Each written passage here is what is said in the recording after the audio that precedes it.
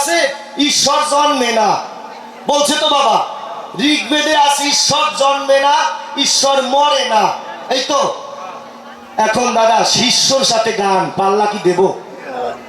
আপনারা কি বলেন? মনোহর তো আমার শিষ্য, ছেলে, আর ছেলের সাথে কি পাল্লা দেওয়া যায়? যায় না। তবে ছেলেকে ভালো করার জন্য অনেক সময় অনেক রেফারেন্স দিতে হয় নাকি? তা আমি করি বর্ণনা যে মোনা মোনা উচিত তোমার দুই একটি কথা গুরুদেবের মুখ থেকে শোনা নাকি? তা তুমি প্রথম শুনে রাখো, এই যে বলেছো ঋগ্বেদে আছে নয়াজায়তে মৃয়তে বিপত্তির্নায়ং, ঋগ্বেদ কি দেখেছো না শুনেছো? প্রথম প্রশ্ন তোমার কাছে, ঋগ্বেদ কি দু চোখে দেখেছো না লোকে বলে তাই শুনে শুনে কও? ওরে কাঠবিড়ালি চাও, পরেরটা খাও আর পরের সাথে কি কও? ওটা ঋগ্বেদের বঞ্চনা, ছান্দোক্য উপনিষদের কথা দিয়ে বলি সেই 12টা, ঋগ্বেদ ওই কথা লেখা নাই।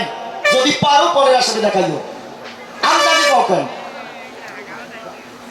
ছান্দোক্য উপনিষদে লিখেছে ন জায়াতে মৃয়তে বিপচ্ছিন্নায়ং, আমি জন্মি না, আমি মরি না, আমি কারো দ্বারা জন্মিত হই না। ছান্দোক্য উপনিষদের কথা। বেদ কাকে বলে? বিদ ও ধাতু থেকে বেদ এসেছে। বেদ শব্দের অর্থ জ্ঞান নাকি? এখন যদি বলা হয় বেদ কাকে বলে, আপনারা শুনে থাকবেন তাই ঋক সাম যজু অথর্ব এই 4খানা বেদ পাই। আমি করি বর্ণনা, বেদ বলতে 4খানা না। বেদ কি? বেদের 4টা ভাগ, ব্রাহ্মণ, সংহিতা, আরণ্যক, উপনিষদ। এই সংহিতার মধ্যে 4খানা, ঋগ্বেদ সংহিতা, সামবেদ সংহিতা, অথর্ববেদ সংহিতা, যজুর্বেদ সংহিতা। এই সংহিতায় 4 খান। এরপরে ব্রাহ্মণ 8 খান, আরণ্যক 9 খান, উপনিষদ 13 খান। কয় খান হয় বাবা? 13 আর 4 কত? 17 আর 8 আর 9, এই কয়খান সমান সমান বেদ, ইহাকে বেদ বলা হয়। তা তুমি যে বলেছো ঋগ্বেদ সংহিতা, মানে ঋগ্বেদে আছে না, ছান্দোক্য উপনিষদের কথা, ঈশ্বর জন্মে না, ঈশ্বর মরে না। বেদের 2টি কাণ্ড, একটি জ্ঞানকাণ্ড আর একটি বাবা কর্মকাণ্ড নাকি? এই যে বিবাহে যজ্ঞ করা হয় না? তারপরে নতুন গৃহ তৈরি করলে যে যজ্ঞ করে না ব্রাহ্মণ পুরোহিতরা, আচার্যরা করে তো। এই যে যাগ যজ্ঞ করে, কোন শাস্ত্র থেকে করে? বেদের দুটো, একটা কর্ম আর একটা জ্ঞান। কর্মকাণ্ড থেকে কিন্তু বাবা যাগ যজ্ঞ নাকি হোম ব্রত, কর্মকাণ্ড থেকে।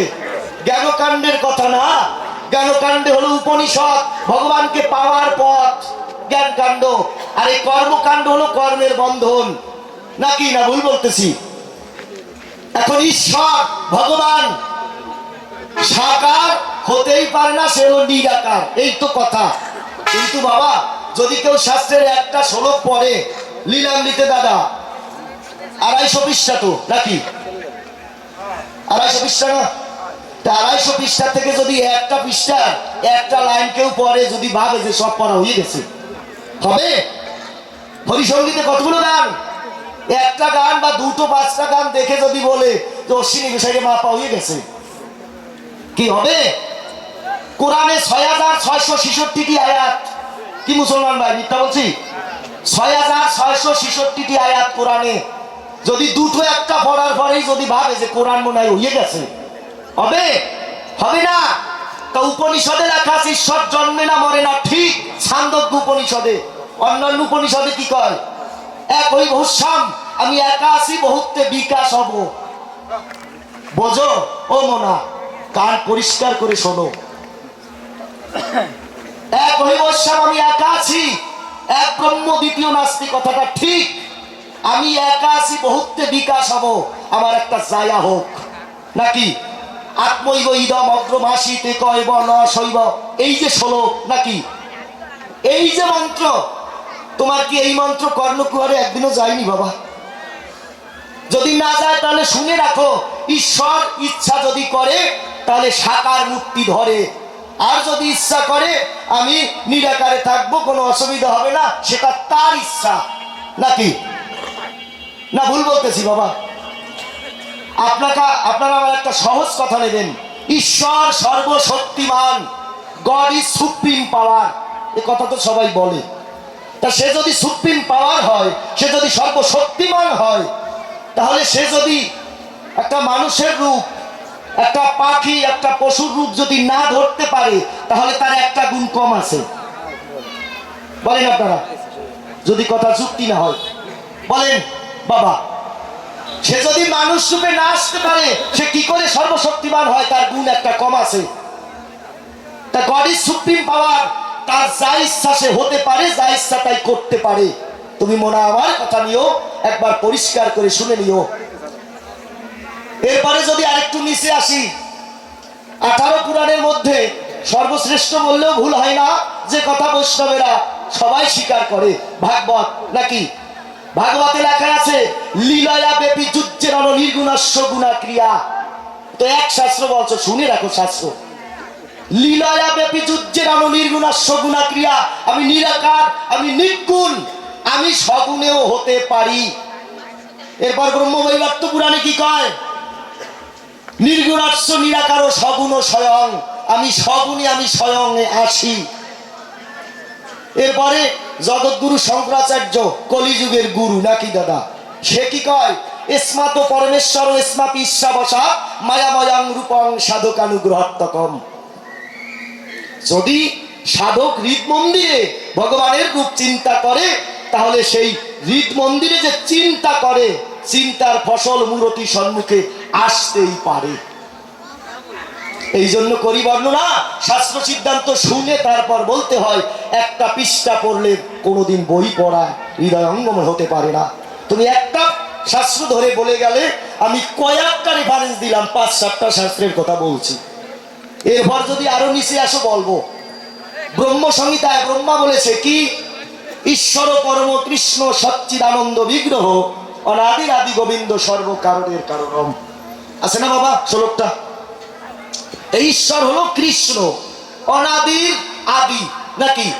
অনাদির আদি কি হয় বাবা বলেন আপনারা? অনাদির আদি, অনাদি মানে কি? অনাদিরও আদি, সে হলো কৃষ্ণ, সর্বকারণের কারণম নাকি? কারণ, এই কারণেরও কারণ সে নাকি? এই জন্য করি বর্ণনা। শাস্ত্র গ্রন্থ বোঝা কিন্তু অত সোজা কথা না। মোনা তুমি আমার কথা নিও, একবার নিগুর কথা শুনে নিও। কি? ভগবান যদি ইচ্ছা করে যে কোনো মূরতিতে সে আসতে পারে, এটা হলো তার ইচ্ছা। এরপরে সেজন ডাক দিয়ে কয়, যে কথা না বললেই নয়, যে হরিচাঁদ কি করে পূর্ণ ব্রহ্ম হয় নাকি বাবা? এই জন্য করি বর্ণনা, না বললে হবে না। আপনাদের আছে মনে ভাবো, আমারও আছে ভাবো, এই ভাবে ভাবে একটা ভাব মিশিয়ে গড়াগড়ি দেব নাকি? এখন কথা হলো তাই, আমার হরিচাঁদ কি করে পূর্ণ ব্রহ্ম হয় এইটুক বলতে চাই নাকি? সর্বং খল্লিদং ব্রহ্ম, সর্বং মানে সব কিছুই ব্রহ্ম নাকি? আমি ব্রহ্ম, আপনি ব্রহ্ম, গাছ ব্রহ্ম, মাছ ব্রহ্ম, ব্রহ্ম ব্যতিরিকে কিছু নাই। আছে কি দাদা কথা কইন? ব্রহ্ম ব্যতিরিকে কিছু নাই, সব ব্রহ্ম। সর্বং খল্লিদং ব্রহ্ম নাকি? যদি তাই হয়, সত্য পরিচয় দিতে হয়, আপনি আমি সবাই ব্রহ্ম, তা হরিচাঁদ কেন পূর্ণ ব্রহ্ম? এই তো শাস্ত্রে লেখা আছে, আপনাদেরও যায় আছে, অবতার 6 প্রকার। দাদা কত কিছু আসে, কয়টা বলবো? অবতার 6 প্রকার, সপ্তাবেশ আছে তো, তারপরে যুগাবতার, লীলাবতার, মন্নান্তর অবতার আছে না এগুলো বাবা? এখন এই যে অবতারগুলো, তো ভগবান আসে কেন আসে? অপ্রপঞ্চাত প্রপঞ্চে অবতরণম, অবতার নাকি? যে অপ্রপঞ্চ জগৎ থেকে এই প্রপঞ্চ জগতে যে আসে, সে হচ্ছে অবতার। অপ্রপঞ্চাত প্রপঞ্চে অবতরণম, অবতার। এই তো এখন অপ্রপঞ্চ জগৎ থেকে প্রপঞ্চ জগতে আসে। কে আসে? ভগবান আসে। কেন আসে? এই তো এই সাধারণ জীব যারা, তারা বিপথে যায়, তারা ধর্মভ্রষ্ট হয়, পথভ্রষ্ট হয়। এই সাধারণ মানুষকে সঠিক পথ, সঠিক লক্ষ্যে পৌঁছানোর জন্য অপ্রপঞ্চ জগৎ থেকে এই প্রপঞ্চ